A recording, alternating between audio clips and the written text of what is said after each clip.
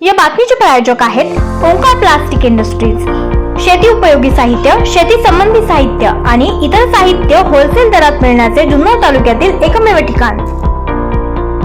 वन्यजीव सोयरे बुलढाणाकडून दिनांक 8 जानेवारी 2024 रोजी बुलढाणा जिल्हाधिकारी यांना निवेदनाद्वारे मकर संक्रांतीच्या निमित्तानं चिनी मांजा वापरून उडवण्यात येणाऱ्या पतंगामुळे दरवर्षी हजारो पक्षी, वन्यजीव आणि माणसं जखमी होतात। राज्य सरकारने चिनी मांजावर कायद्यानं बंदी आणली असली तरी बाजारात सहज उपलब्ध असलेल्या या मांजामुळे दरवर्षी पक्ष्यांना, वन्यजीवांना आणि मानवाला प्राण गमवावे लागतात। यावर्षी सुद्धा येणाऱ्या संक्रांती निमित्तानं बालगोपाल तसेच अनेक पतंगप्रेमी यांना मोठ्या प्रमाणात पतंगबाजी करत असताना कळत नकळत चिनी मांजाचा उपयोग करतात। हा मांजा मोठ्या वृक्षांना, इलेक्ट्रिक तारांना, टेलिफोन, दूरदर्शनच्या केबल्सना अटकतो आणि त्यात अनावधानाने पक्षी, वन्यजीव आणि माणसं अडकतात आणि त्यात जखमी होतात किंवा त्यांचा जीव जातो। आपणास नम्र विनंती की कृपया शहरातील व जिल्ह्यातील पतंग मांजा विक्रेत्यांनी हा मांजा विकू नये, यासाठी आपण परिपत्रक काढून विक्रेत्यांना हा मांजा विकू नये यासाठी तसेच पतंग प्रेमींनी हा मांजा विकत घेऊ नये म्हणून सूचित करावे। तसेच आपल्या विभागाच्या मदतीनं या मांजाच्या विक्रीवर प्रतिबंध घालावा, त्याचबरोबर योग्य ती कारवाई करावी ही नम्र विनंती या निवेदनाद्वारे करण्यात आली आहे।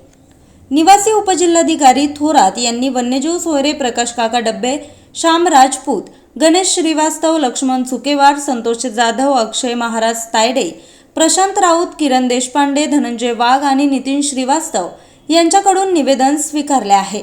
पतंग उडवताना कृपया चिनी मांजाचा वापर न करता पतंग उडवावं असं आवाहन वन्यजीव सोयरे बुलढाणा यांच्याकडून करण्यात आलंय। वन्यजीव सोयरे बुलढाणातर्फे आज निवासी जिल्हाधिकारी साहेबांना चिनी मांजा बंदीबाबत निवेदन देण्यात आले।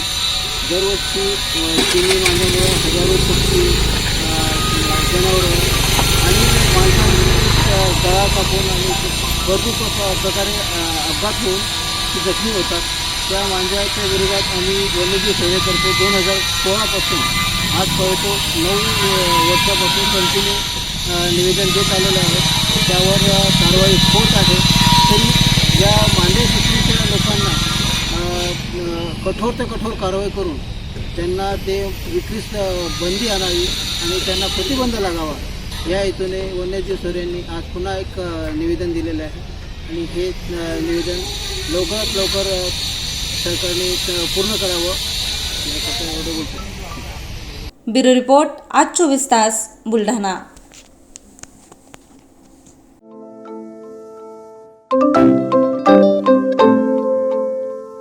नवनवीन आणि ताज्या घडामोडींसाठी आज 24 तास सबस्क्राईब करा।